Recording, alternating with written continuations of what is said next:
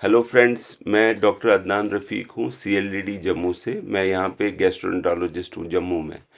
तो जैसे कि आपको पता है, हम जो है वो एक कैंसर पे हम एक सीरीज़ चला रहे हैं डॉक्टर सनी जंडियाल के साथ। तो आज का जो ये हमारा टॉपिक है, ये सीए स्टोमक, जिसको कि हम बोलते हैं कैंसर ऑफ स्टोमक। इस पे हम आज डिस्कस करने वाले हैं। ये जो पॉडकास्ट होगा, इसमें हम जो है सीए स्टोमक में हम काफ़ी सारी चीज़ें डिस्कस करेंगे। पहले मैं डॉक्टर सनी को का शुक्रिया करता हूँ। डॉक्टर सनी आज हमारे पास फिर आए हैं इस इम्पोर्टेंट टॉपिक को डिस्कस करने के लिए। डॉक्टर सनी, बहुत शुक्रिया। बहुत बहुत धन्यवाद सर, मुझे इनवाइट करने के लिए। तो इस पॉडकास्ट में हम एक बिल्कुल डिटेल से बात करेंगे कि एक तो इंडिया और जेएंडके में इंसिडेंस जो है कितना है, क्या ये बढ़ रहा है, कम हो रहा है, वर्ल्ड के कंपैरिजन में कितना कॉमन है। दूसरा, इसमें जो है सिम्टम्स क्या होते हैं, क्या हमें अर्ली सिम्टम्स क्या क्या हमें कुछ होते हैं कि नहीं होते हैं, वो भी हम डॉक्टर सनी से डिस्कस करेंगे। और एक प्रॉपर डायग्नोस्टिक पाथवे के बारे में हम डिस्कस करेंगे। और लेटेस्ट ट्रीटमेंट क्या है इसके लिए, क्या वो एंडोस्कोपी से, चाहे सर्जिकल या कोई मॉलिक्यूलर या इम्यूनोथेरेपी है। और लास्ट में हम इसके बारे में प्रिवेंशन और स्क्रीनिंग के बारे में भी बात करेंगे। और कुछ पेशेंट को काउंसलिंग, कुछ उनके मिथ्स होते हैं या कुछ लाइफस्टाइल टिप्स होंगी, वो हम सब जो है डॉक्टर सनी से डिस्कस करेंगे। तो चलिए हम स्टार्ट करते हैं। जैसे कि मैंने आपको लास्ट टाइम भी बताया था कि डॉक्टर सनी जो हैं, ये एक नहायती काबिल मेडिकल ऑन्कोलॉजिस्ट हैं जम्मू में, और मेरे कुलीग हैं। हम आपस में बहुत सारी बार ये डिस्कस करते रहते हैं कि हमें कैंसर में और क्या क्या अप्रोचेस हों, जिसको क्या मल्टी डिसिप्लिनरी एक ट्रीटमेंट टीम बोलते हैं। तो हम इनके साथ डिस्कस करते रहते हैं।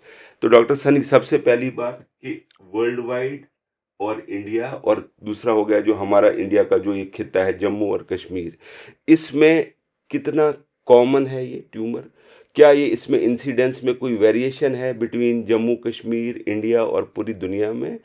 और तीसरी बात कि आप ये कितना फ्रीक्वेंटली अब देख रहे हो आजकल कंपेयर टू प्रीवियसली, जब आपने ये ज्वाइन की थी प्रैक्टिस। सबसे पहले बहुत बहुत शुक्रिया सर आपका मेरे को इस शो पे इनवाइट करने के लिए। और आपका क्वेश्चन है कि इंडिया, ये वर्ल्ड वाइड गैस्ट्रिक कैंसर का क्या इंसिडेंस है, इंडिया में क्या है और J&K में क्या है। Sir, world wide gastric cancer, जैसे हम स्टोमक कैंसर बोलते हैं, it's the 5th most common cancer in the world. Sir, last year 10 lakh cases per year incidence report किया गया है इनका। और the risk world wide is 10 patients per population of 1 lakh. Sir, India में gastric cancer is the 10th most common cancer and the incidence is रफली 8 to 10 cases पर lakh population.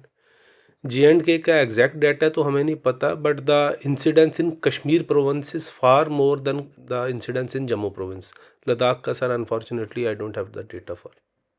अच्छा, ये क्यों है, ये जो कि क्या चीज़ें हैं जो कि प्रिडिस्पोज करती हैं सीए स्टोमक के लिए इन जनरल। और दूसरा, हमारे जो ये हमारा खिता है, इसमें क्यों ये कॉमन है ज़्यादा, ये क्यों इसी खिते में ज़्यादा कॉमन है, ये बाकी जगहों पर कॉमन क्यों नहीं है स्टोमक का malignancy cancer. Sir, world wide भी जैसे स्टोमक है, स्टोमक का कैंसर का, क्योंकि जो हम खाते हैं सबसे पहले हमारे पेट में ही जाता है, तो स्टोमक का बहुत स्ट्रॉन्ग एसोसिएशन है डाइट के साथ। वर्ल्ड वाइड भी सर अगर आप देखेंगे, in world wide there are pockets of stomach cancer की कुछ पर्टिकुलर कंट्रीज़ हैं जहाँ पर स्टोमक कैंसर का इंसिडेंस काफ़ी हाई है, कुछ कंट्रीज़ हैं जहाँ पर ये काफ़ी कम है। प्रिज्यूमेबली हम इसको डाइट मानते थे शुरू में, बट बियॉन्ड डाइट 3-4 और चीज़ें हैं, बट सबसे इम्पॉर्टेंट डाइट ही है। जैसे sir Japan, China, Korea, world wide these are the 3 countries which have the highest incidence of stomach cancer. In fact, in medical literature, it is very famous that Japan, in fact, has a national screening program for gastric cancer. Other countries don't have that because the incidence was so high. Comparison में sir North America में इसका incidence काफ़ी कम है। North America as a lesser incidence. There is a combination of diet, lifestyle, substance abuse and genetics. So all these are combined, sir. So there is not even a single factor. हमारे खित्ते में sir the commonest cause which we see day in and day out is smoking. Smoking and the universal, almost universal presence of H pylori infection. अच्छा, हाँ। ये commonest cause sir हमारे खित्ते में है। हाँ, बिल्कुल आपने बहुत बढ़िया बताया और है। ये दो चीजें पिक्यूलियर हैं कश्मीर प्रोविंस के लिए, वेरी हाई साल्टी। नून चाय सर पूरे वर्ल्ड में आई थिंक जितनी कश्मीर में कंज्यूम होती है उतनी कहीं नहीं होती। तो salted T and preserved foods, क्योंकि जो कोल्ड एरियाज होते हैं उनमें वहाँ पर उनकी कंजप्शन ज़्यादा होती है। तो these are two peculiar causes which are particular only to the Kashmir province only and not to other regions of the India और वर्ल्ड। देखिए, मैं जैसे आपने एच पाइलोरी के बारे में बताया, तो एच पाइलोरी हम लोग भी बहुत कॉमनली देखते हैं यहाँ पे जम्मू और कश्मीर दोनों जगहों पर। और हमने ये देखा है कि ये इस प्रोविंस में जो जो मतलब जे&के और पर्टिकुलर इंडिया में भी अगर हम बात करें, 70 to 90% ऑफ पीपल जो है ये इन्फेक्टेड हैं एच पाइलोरी की वजह से। और एक चीज और पेक्यूलियर है यहाँ पे कि जो एच पाइलोरी का रेजिस्टेंस है वो भी बहुत हाई है। जैसे अब हम लोग, जैसे जो हम यहाँ पर हम देखते हैं कि इवन डिस्पाइट जिन उनको बेस्ट ट्रीटमेंट, जो लेटेस्ट गाइडलाइन है अमेरिकन कॉलेज ऑफ गैस्ट्रोएंटरोलॉजी की रिगार्डिंग एच पाइलोरी ट्रीटमेंट, उसके बावजूद हमें 10 से 20% केसेस में रिकरेंस मिल रही है एच पाइलोरी में। इसका मतलब है रेजिस्टेंस बहुत हाई है। और जैसा कि आपको पता है कि डब्ल्यूएचओ जो है इसको क्लासिफाई करती है क्लास 1 एंटी, हाँ, कार्सिनोजन फॉर स्टोमक मैलिग्नेंसी। तो ये बहुत कॉमन है। लोग क्या है, ये उनको लोगों को अवेयरनेस नहीं है इसके बारे में कि ये कितना कॉमन और ये कितना दिक्कत कर सकता है। तो जैसे आपको आइडिया है ही कि जो एच पाइलोरी है दो किस्म की, तो हमें पता है, एक तो सी स्टोमक हो गया और माल्ट जो हाँ, म्यूकोजा हाँ, ये दोनों चीज़ों के लिए एच पाइलोरी जो है ये इट इज़ मतलब डायरेक्टली एसोसिएटेड है। तो एटलीस्ट लोगों को ये चाहिए कि एच पाइलोरी के बारे में उनको थोड़ा सा they should be extra careful, ताकि वो प्रॉपरली ट्रीट, और ये इट इज़ मैंडेटरी कि उनको क्योर किया जाए एच पाइलोरी से, ताकि उनका जो है ये रिस्क रिस्क ऑफ जो है कैंसर मैलिग्नेंसी कम हो कम हो। जाए। और एक चीज़ हम और देखते हैं कि जो जैसे हमारी प्रैक्टिस में हम देखते हैं कि जो एच पेशेंट्स जो होते हैं जिनको एच पाइलोरी भी, जैसे अब मैंने बताया काफ़ी कॉमन है, तो वो क्या करते हैं, वो पीपीआई स्टोमक के लिए जो एसिडिटी की मेडिसिन होती है वो दवाई खा रहे होते हैं। तो उससे क्या होता है, उससे डिले हो सकता है हमें डायग्नोसिस में, सी स्टोमक की जो मैलिग्नेंसी है उसमें डिले हो सकता है। पेशेंट को जो है वो मैदे की दवाई खा रहा है और एच पाइलोरी भी चल रही है, तो अल्टीमेटली उसने दिक्कत तो करनी है, प्रॉब्लम एच पाइलोरी ने। अच्छा डॉक्टर साहब, अब उसके बाद हम डिस्कस करते हैं जेनेटिक्स का क्या रोल है, जीन्स का क्या रोल है इसमें। जेनेटिक्स सर, कुछ डिजीजेज हैं जैसे CDH1 डेफिशिएंसी है या लिंच सिंड्रोम है। ये बहुत ही सर रेयर जेनेटिक कॉजेज हैं। मैंने अपने पूरे कैरियर में 2 या 3 पेशेंट्स इस तरह से देखे हैं जो कि जेनेटिक प्रीडिस्पोजिशन की वजह से they had stomach cancer. By and large sir the causes of this stomach cancer are fortunately modifiable. जैसे सर स्मोकिंग है, ये मॉडिफाइएबल है। Alcohol intake is modifiable. High salt tea is modifiable. Obesity is modifiable. Genetic factor probably doesn't even contribute to 2% of the total burden of stomach cancer. So I'll not put much stress on this risk factor. ये है तो है. As of now, we don't have a target for it. But बाकी सारे sir 95% of the causes are modifiable, which is a good thing. अच्छा, और blood group भी बोलते हैं कि ए ब्लड ग्रुप और कुछ परनिशियस सर एनीमिया है, ये भी ये रिस्क। pernicious anemia जो है, it's a term whereby the gastric mucosa is atrophied and there is less production of acid. तो सर स्टोमक का जो एसिड होता है इसका इतना हाई पीएच होता है, अप 2 to 3 पीएच होता है, it actually sterilises whatever we eat. तो कुदरत ने ये हमें चीज़ दी है कि जो भी चीज़ हम खाते हैं वो गट से स्टेराइल ऑटोमेटिकली स्टेराइल होके ही जाती है। पर्नीशियस एनीमिया के पेशेंट्स होते हैं उनमें एसिड फॉर्मेशन नहीं होती and the mucosa is atrophic gastritis हो जाता एट्रोफिक होता है and that chronic inflammation serves as a substrate for the cancer formation. But again it is a very rare sort of a disease. हम यहाँ commonly अपने खित्ते में देखते नहीं इतना कॉमनली है। अच्छा, देखिए डॉक्टर साहब, एक चीज़ और है कि जैसे जो ये इसके मतलब मरीज़ जो होते हैं, हमारे जो हमारा पार्ट है, जैसे जो ये साउथ ईस्ट एशियन पार्ट है, इसमें जो है मरीज़ों का जो है लेट डायग्नोसिस है सी स्टोमक का, एज़ कंपेयर टू जापान या जो भी आपने बताया साउथ कोरिया, जापान। वो रीजंस क्या हैं कि क्या मतलब उनमें कुछ कोई स्पेशल चीज़ है जिससे कि वो अर्ली डायग्नोज हो जाता है। सर बेसिकली उसमें हमें थोड़ा सा स्टोमक की फंक्शंस और बायोलॉजी पे जाएंगे। स्टोमक एक सर एक हॉलो सा एक बैग है जिसमें फूड स्टोर होता है। तो अगर थोड़ी सी प्रॉब्लम होगी तो बाकी वाला बैग जो है वो डिस्टेंड कर जाता है, कंपनसेटरी। तो सर सब सिम्टम्स तब तक नहीं आते हैं till the time at least the 60 to 70% of the lumen is involved. तो by the time we get to know that कि पेशेंट को प्रॉब्लम है, by the time the disease is locally advance. इसी में एक्चुअली स्क्रीनिंग का role है कि एक ऐसी पॉपुलेशन जहां पर risk of cancer is very high, they are screening and actually they are detecting early stage tumours. जैसे लेट अस से एशिया में या इंडिया में या जे में we are usually seeing disease इधर इट इज थर्ड स्टेज और it is fourth stage. तो 95% पेशेंट्स को जिनको हम डील कर रहे हैं सर, दे आर इधर स्टेज 3 और 4।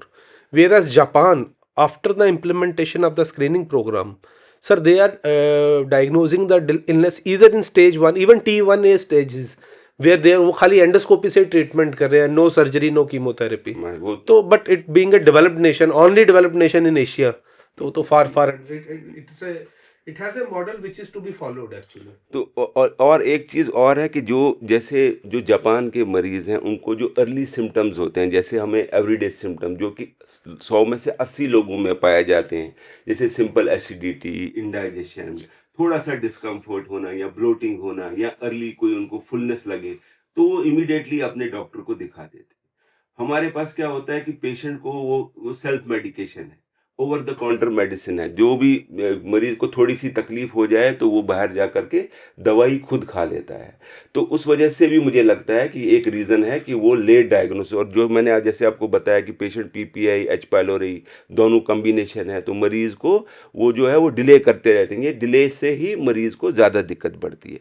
अच्छा डॉक्टर साहब, इसमें कुछ रेड फ्लैग साइंस होते हैं जो जो कि मतलब जिससे कि हमें अगर हो जाए मरीजों को तो इसमें इमीडिएटली डॉक्टर को दिखा दिया जाए ताकि उनका डायग्नोसिस क्लियर हो जाए। तो red flag signs. Red flag sign sir, मैं बोलूँगा ऐसे कॉमन पॉपुलेशन को अगर हम बोलें, जैसे छोटे बच्चे हो गए, उनमें ये रिस्क फैक्टर होता ही नहीं है। जैसे मैंने आज तक कभी किसी पेशेंट को नहीं देखा who is less than the age of 25 and is suffering from stomach cancer. तो age definitely is a risk factor. तो स्टोमक कैंसर सर हम 25 ऑनवर्ड्स ही देखते हैं। मैं मेरी सलाह रहेगी कि उन पेशेंट्स को अपने सिम्टम्स को वॉच करना चाहिए जो कि रिस्क पे हैं। रिस्क पे सर सबसे पहले ओवरवेट पेशेंट्स होंगे जो उनको एसिड रिफ्लेक्स बार बार होके लोअर इसोफेगस और स्टोमक के जंक्शन पे कैंसर होने का रिस्क है। गर्ड एसोसिएटेड बोलते हैं, रिफ्लेक्स एसोसिएटेड।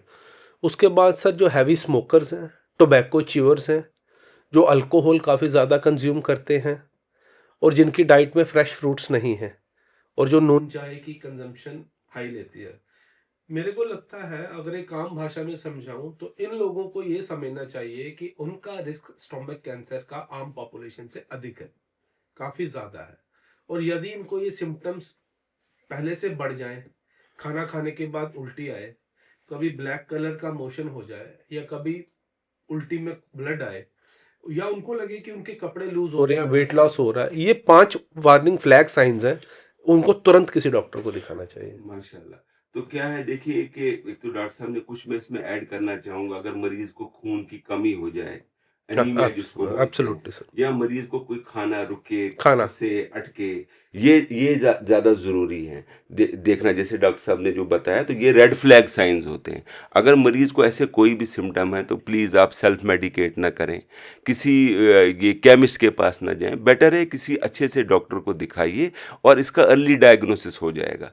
अगर अर्ली डायग्नोसिस होगा, जैसे डॉक्टर साहब ने बताया, कभी कभी एंडोस्कोपिकली भी ये मैनेज हो सकता है। तो ज़्यादातर इसी इशू यही है कि ये लेट डायग्नोसिस होता है हमारे सब कॉन्टिनेंट में।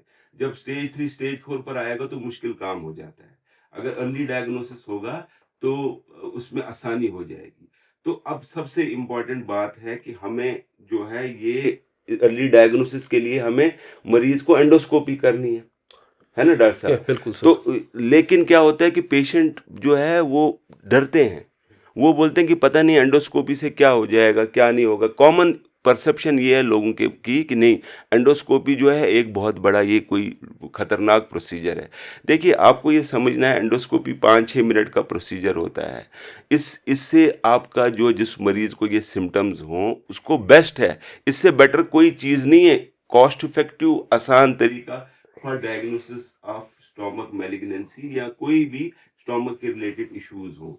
तो एंडोस्कोपी जो है ये डिले कभी नहीं होनी चाहिए अगर मरीज को उम्र 40 से ऊपर हो, सिम्टम्स जो है परसिस्टेंट हो, 4 से 6 हफ्ते से ज़्यादा सिम्टम हो, उनको फैमिली हिस्ट्री हो मैलिग्नेंसी की, जीआई कैंसर की, उनको कभी भी नहीं ये मिस करना चाहिए, और उनको खून की कमी हो, वज़न कम हो जाए, या उनको बार बार एच पाइलोरी इन्फेक्शन हो रहा, तो ये ज़रूरी है कि मरीज़ को जो है ये एंडोस्कोपी करवाई जाए।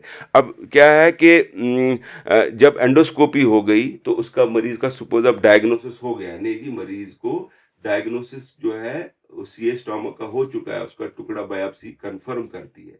तो डॉक्टर साहब इसके आगे हमने क्या करना है? एंडोस्कोपी से डायग्नोसिस तो हो गया सीए स्टोमक का, अब हमने आगे कैसे चलना है? क्या गैस्ट्रोएंटरोलॉजी के या जो टूल्स हैं आप में जो मेडिकल ऑन्कोलॉजी रिलेटेड, जिससे कि हम उसका प्रॉपरली एक इवैल्यूएशन करें, और एल्गोरिदम क्या है जिसमें कि हम जाएं ताकि मरीज का हम प्रॉपरली आगे ट्रीटमेंट स्टार्ट कर सकें। Sir, as you rightly said, the first and foremost thing and the easiest thing probably to us is endoscopy. Upper GI endoscopy सबसे आसान है, आउटडोर प्रोसीजर है, कॉस्ट इफेक्टिव है, और इस टेस्ट को कोई अदर टेस्ट सप्लीमेंट या कॉम्प्लीमेंट नहीं कर सकता। जितनी इम्पोर्टेंस एंडोस्कोपी है की है, वो ना तो हमें सीटी स्कैन से मिलेगी, ना पेट स्कैन से मिलेगी, ना किसी और चीज़ से मिलेगी। प्लस एंडोस्कोपी की दो एडवांटेजेस हैं सर। एक तो हम उससे डायग्नोस कर सकते हैं और देख सकते हैं कि वजह क्या खाना अटकने की, और अगर किसी को कोई ग्रोथ आती है हम उसी प्रोसीजर में बायोप्सी भी ले सकते हैं। तो एल्गोरिदम में first and foremost is that whether someone has a disease और नॉट। अभी हमने एंडोस्कोपी की और अनफॉर्चुनेटली किसी को अगर ग्रोथ आ जाए which is suspicious of cancer, उसके बाद सर कैंसर के ट्रीटमेंट में दो चीज़ें हैं। एक तो cancer, stomach cancer in itself, इसके आगे काफ़ी टाइप है। अब सर टाइप्स हिस्टोलॉजिकल भी है और मॉलिक्यूलर लेवल पर भी है। तो हम उसमें टाइप देखेंगे कि अडीनो कार्सिनोमा है या स्क्वामस है, दोनों की ट्रीटमेंट में थोड़ा थोड़ा अंतर है। और यदि अडीनो है तो क्या म्यूटेशन ड्रिवन है कि म्यूटेशन इंडिपेंडेंट है, और अगर वो भी नहीं है तो क्या वो इम्यूनोथेरेपी के लिए कैंडिडेट है या नहीं है। उसमें माइक्रो सैटेलाइट इंस्टेबिलिटी PDL1 देखते हैं। और एक तो हो गया ये कि कैंसर कौन से टाइप का है, दूसरा कैंसर की स्टेज कौन सी है। क्वेश्चन दूसरा है, पहला क्वेश्चन जब है कि कैंसर था कि नहीं, हमने उस क्वेश्चन को क्रॉस किया कि कैंसर है, फिर हम दो चीज़ें पता करेंगे, कैंसर की किस्म कौन सी है और कैंसर की स्टेज कौन सी है। तो कैंसर की किस्म कौन सी है वो पता करने के लिए हम उसी बायोप्सी टिश्यू पे फर्दर टेस्टिंग करते हैं इम्यूनोहिस्टोकेमिस्ट्री और नेक्स्ट जनरेशन सीक्वेंसिंग के थ्रू। और स्टेजिंग पता करने के लिए सीटी स्कैन और पेट स्कैन विच एवर में बी एप्लीकेबल, दोनों में से हम एक करते हैं कि क्या ये कैंसर कहीं फैला हुआ है कि नहीं। तो ये दो चीज़ें along with the routine blood work हम ये स्टेजिंग वर्कअप के लिए करते हैं सर। अच्छा, तो जब एक बार आपने इसको staging CT scan, PET scan कर दिया, या कोई लोकली एडवांस डिजीज़ जैसे सपोज़ अगर अर्ली डायग्नोसिस होता है जैसे जापान वापान में, वहाँ पे हम एंडोस्कोपिक अल्ट्रासाउंड भी करते हैं देखने के लिए सब म्यूकोज़ा या उसके नीचे कोई लोकल लिम्फ नोड तो नहीं है, तो क्या हम उसमें ईएसडी या ईएमआर से ट्यूमर को निकाल सकते वो हैं? सर जापान वगैरह हाँ। में जैसे होता है तो उसमें सर हम ये ईबस करते हैं या फिर ये सबम्यूकोजल ये अल्ट्रासाउंड करते हैं। तो उसमें हमें लेयर्स देखनी होती है कि मसल की कितनी लेयर्स हैं, एडवेंटिशिया इन्वॉल्व है कि नहीं है, क्या क्या इन्वॉल्व है कि नहीं, सिरोजा इन्वॉल्व है कि नहीं।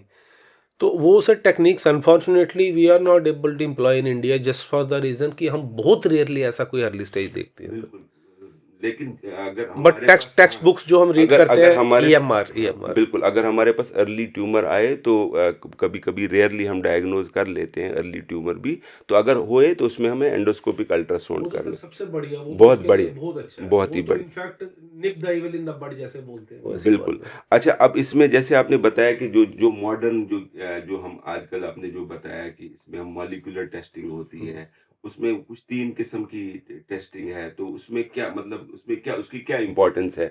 और जनरली लोग जो है जब हम उनको बोलते हैं तो वो बताते हैं नहीं जी ये कॉस्टली है बड़ा, इतने इसमें क्या फ़ायदा आएगा? और कभी जो नॉर्मल जैसे आम फिजिशियंस या जो लोकल जैसे सर्जन्स होते हैं, वो भी कभी-कभी उनको बोलते हैं कि नहीं जी ये महँगा टेस्ट है तो इसका नहीं, तो इसमें क्या आप बताते हैं कि कितना बढ़िया है ये टेस्ट कराना, इसका रिस्क बेनिफिट क्या है इसका? हाँ, सर मोटा मोटा सबसे ज़्यादा जो काम जो पिछले 10 साल में जो नई ट्रीटमेंट कैंसर में आई है, सबसे ज़्यादा जो लाइमलाइट में है, ग्लैमरस या फिर जो बोले कि टॉक्ड अबाउट है, वो है इम्यूनोथेरेपी। सर इम्यूनोथेरेपी थोड़ी कॉस्टली ट्रीटमेंट है। पुराने ज़माने में तो 1 साल की ट्रीटमेंट 10 लाख की थी। अभी सर हफ्ते पहले एक पेटेंट टूटा, तो मैंने लास्ट पॉडकास्ट में डिस्कस किया था कि very soon will be having cheaper versions of immunotherapy that is available right now. The thing is that if I have to give someone a drug which is worth 40,000 and that medicine उनको जो patient को अगले 1 साल के लिए लेनी है, 4 लाख का एक्सपेंस है। तो साइंस सेज कि आप वेरीफाई कर लीजिए कि whether this medicine will work और नॉट। अगर उसको मेडिसिन की काम करेगी या नहीं करेगी वो 25-30 हज़ार के टेस्ट से पता लग जाता है। अगर वो टेस्ट बोलता है, जो कि 60% केसेस में टेस्ट बोलता है कि इस महंगी दवाई से कोई फ़ायदा नहीं होगा, तो हम देंगे ही नहीं। और 40% केसेस में टेस्ट बोलता है कि there is a very high likelihood of benefit. अब जब टेस्ट बोलता है कि बेनिफिट होने का कोई चांस नहीं है, उसकी सर एक्यूरेसी 90% है। और जब टेस्ट बोलता है कि इससे फ़ायदा होने के चांस है, उसकी एक्यूरेसी रफली 100% है। तो सब कुछ ऑल और नन तो नहीं है, बट ये हमें एक प्रिडिक्टिव पावर होती है टेस्टों की, जो प्रिडिक्ट कर देते हैं कि क्या हम किसी को इतनी महंगी ट्रीटमेंट दें कि नहीं दें। क्योंकि वी डोंट नो, बेचारा आदमी तो डेस्परेशन में पैसा कहीं से भी लाएगा, but that is our responsibility to make sure कि he is a candidate for that therapy और not. He should not be unnecessarily spending money on something which is not worth it और which is not indicated actually. तो आप बता रहे हैं best यही है कि अगर मरीज का, जैसे ये जो मैंने 3 बताए, एक तो HER2 न्यू, MSI जो है या MMR जो भी है, और PDL1 CPS स्कोर, अगर ये तीनों हो जाएंगे तो मरीज के लिए बड़े, अगर वो इम्यूनोथेरेपी अफोर्ड कर सकता है तो बेस्ट रहेगा उसके लिए। अगर नहीं वो अफोर्ड कर सकता तो फिर उसके लिए थोड़ा सा जो है, फिर हमें बाकी सारी अप्रोचेस देखनी है। हाँ नहीं सर, उसमें जैसे हमारे में जो कैंसर की ट्रीटमेंट है स्टोमक में, उसमें सर 3 चीज़ें हैं। वन कीमोथेरेपी में 1 drug, 2 drug, 3 drug. Sir 1 drug therapy the likelihood of a response is 20%, 2 drugs the response is रफली 40%, and with 3 drugs the response is 60 to 70%। जो सर नई इम्यूनोथेरेपीज वगैरह आई हैं, they may be costly, but the incremental benefit in response is only 10 to 15%। अच्छा, मतलब let us से 60% patients sir were suppose to respond to a treatment. अगर हम ये इम्यूनोथेरेपी ऐड करते हैं, अगर वो पेशेंट कैंडिडेट है, तो रिस्पॉन्स रेट राइजेस टू 80%। अच्छा, अब हमारे में commonly any response rate which is more than 5% हम उसको सिग्निफिकेंट मानते हैं, बिल्कुल। Because cancer historically was a very deadly disease and there was no cure और ट्रीटमेंट फॉर इट। तो हमें 5% भी रिजल्ट मिलता था तो हमें लगता था कि ये पता नहीं बहुत क्या मिल बढ़िया गया। है। तो इससे 15% कोई आउटकम्स में इंप्रूवमेंट होती चलो है। वो तो बहुत अच्छा है। तो हम, जैसे कि आपने बताया कि अब हम टुवर्ड्स ट्रीटमेंट चलते हैं, तो ट्रीटमेंट में जो सबसे पहले हम, जैसे अगर अर्ली डायग्नोसिस हो जाए, अर्ली गैस्ट्रिक कैंसर हो, तो उसमें हमने डिस्कस कर लिया है, जैसे कि अगर अर्ली डायग्नोस हो जाए तो हम एंडोस्कोपिकली वो हम रिमूव कर सकते सर हैं। इसमें जो मैं आपकी बात काट रहा हूँ, जो अर्लीस्ट ऑफ अर्ली है उसको हम बोलते हैं T1A डिजीज़ होगी, वो तो गैस्ट्रोएंटरोलॉजिस्ट जैसे आप ही ट्रीट करोगे। उसमें अपर जी एंडोस्कोपी करा के same procedure is diagnostic as well as therapeutic. तो हम डील करते हैं which are lesions beyond the earliest of early stage. तो स्टेजेस सर इसमें अगर आप एंडोस्कोपिक म्यूकोजल रिसेक्शन वाले T1A लीजन्स को या T1B को छोड़ें, तो उसके अलावा सर मोटी मोटी 4 स्टेजेस हैं, स्टेज 1, 2, 3, 4। और treatment sir stage 1 is surgery alone, nothing further. Stage 2 is surgery alone, nothing further. Stage 3 we give systemic therapy before, medicine हम पहले देते हैं, उसके बाद ESS करके सर्जरी करते हैं। And stage 4 there is no surgery, no radiation, only systemic therapy. तो हम अभी आहिस्ते से एक स्टेजेस पे हम डिस्कस करेंगे। जैसे आपने बताया कि जो अर्ली गैस्ट्रिक कैंसर है, तो ये रिसर्च बोलती है कि जो जापान है वहाँ पे 60% जो कैंसर हैं इसी स्टेज में डिटेक्ट Yes. होते हैं, और इंडिया में ये सिर्फ 10% से कम है। मतलब ये आप देख लीजिए, कहाँ 60% और कहाँ लेस देन 10%। तो इसीलिए हम बोलते हैं कि पेशेंट की अवेयरनेस भी बहुत ज़्यादा ज़रूरी है। ये जो हम सेल्फ मेडिकेशन बाकी सारी चीज़ें करते हैं, अगर हम ये ना करें और अगर एक हम प्रॉपरली किसी को दिखा दें डॉक्टर को, उससे हम भी कोशिश कर सकते हैं कि मे बी अगर 60% नहीं तो मे बी 20%, 30%, और उसको ग्रेजुअली हम इम्प्रूव कर सकते एक्चुअली हैं। सर ये 2 चीज़ों पे डिपेंडेंट है। एक है कि हमारा हेल्थ केयर सेटअप कितना एडवांस है, दूसरा हमारी पब्लिक कितनी अवेयर है।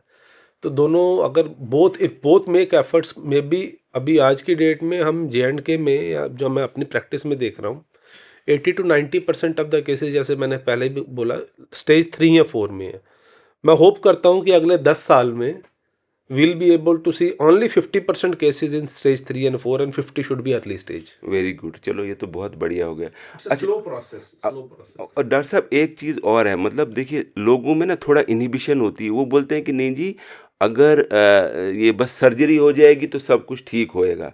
तो आप क्या मतलब बताते हैं कि जो कीमोथेरेपी में कितना बढ़िया रिस्पॉन्स रहता है, एज मतलब अगर जिसको कि मिले कीमोथेरेपी कितना बढ़िया रिस्पॉन्स है, जैसे हम आपने बताया स्टेज 3 या 4 में, और अगर सपोज पेशेंट को कभी जो है सर्जरी से हम प्रॉपरली ना हम मैनेज कर पाएँ, तो कीमोथेरेपी से एडिड कितना बेनिफिट हो जाएगा?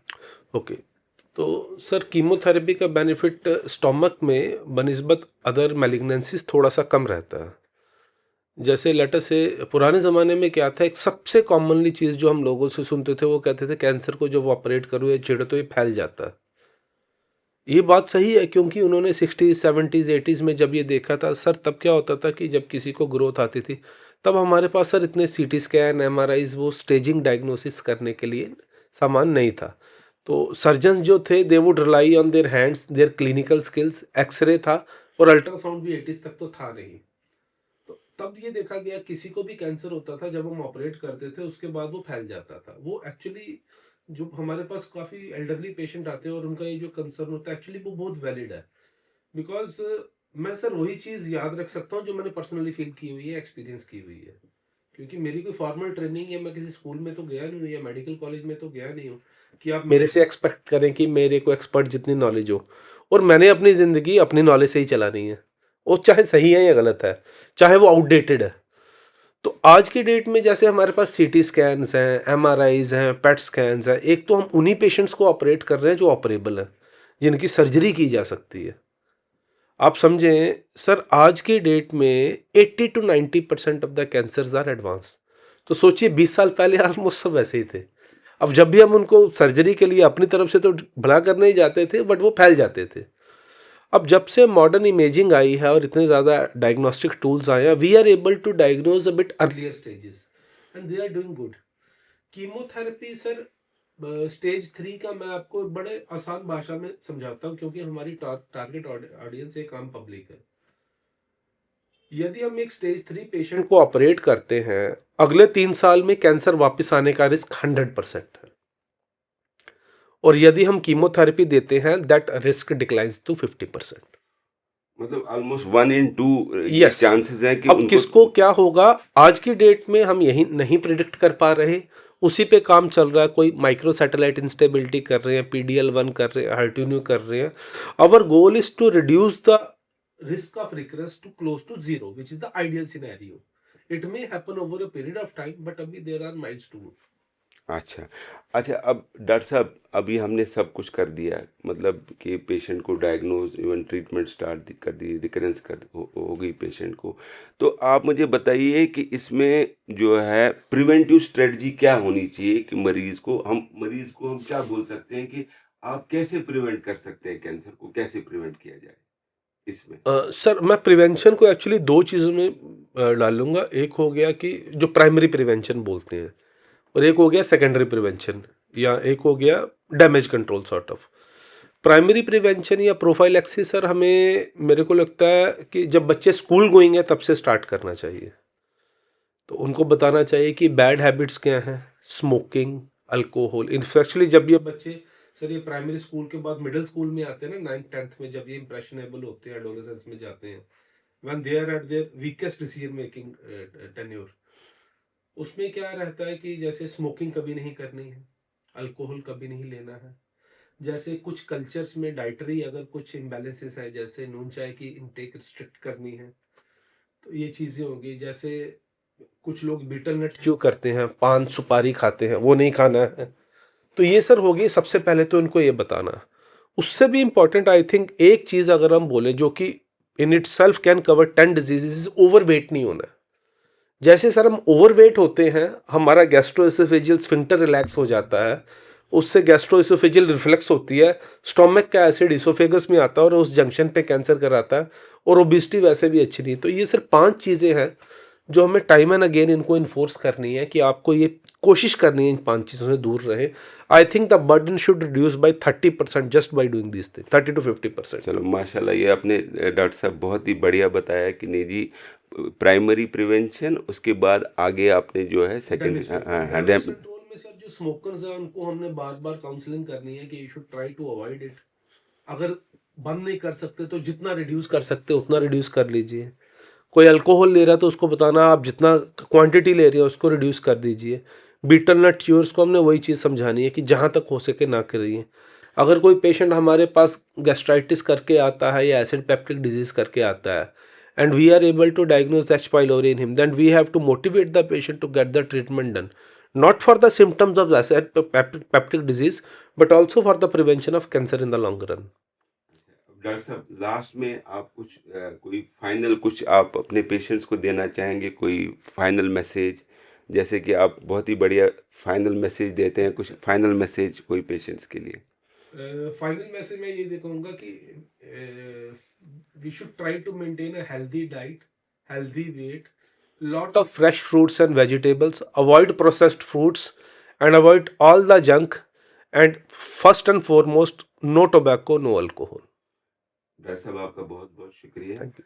तो मैं आपको अपने जो मेरे यहाँ पे व्यूअर्स हैं, मैं उनको बोलना चाहूँ, अगर आपको खुद या किसी भी आपके जो रिलेटिव हैं उनको कोई क्रॉनिक एसिडिटी है, या वेट लॉस हो रहा है, या एपेटाइट कम हो रहा है, या उनको कोई रिकरेंट वोमिटिंग्स, उल्टियाँ बार बार, ब्लैक स्टूल, या कोई खून की कमी है, तो सबसे पहले इनको मैं बताऊं कि इनको एंडोस्कोपी को डिले ना करें। और अर्ली डायग्नोसिस जो है ये लिटरली जो है लाइफ सेविंग होता है। अगर आप लोगों को ये पॉडकास्ट जो है ये इन्फॉर्मेटिव लगा हो तो इसको लाइक, शेयर और सब्सक्राइब ज़रूर करें चैनल को। इससे हमें और मोटिवेशन मिलती है, हम और भी बढ़िया काम कर सकते हैं। तो मैं डॉक्टर अदनान रफ़ीक हूँ और डॉक्टर सनी का बहुत बहुत मैं शुक्रिया करना चाहूँगा कि वो हमारे पास आए हैं, और इसके बाद भी हम इंशाल्लाह इस पॉडकास्ट को चलाते रहेंगे ताकि हम सारे ही जो जीआई रिलेटेड जो कैंसर हैं उसके बारे में हम बात करें, और हमारे जो भी व्यूवर्स हैं, मेरे, डॉक्टर सनी के, हम दोनों के व्यूवर्स को इससे फ़ायदा मिले, और ये व्यूवर्स जो हैं ये इसको आगे भी शेयर करें। बहुत शुक्रिया। Thank you very much. Thank you, sir. Thank you. धन्यवाद। Thank you.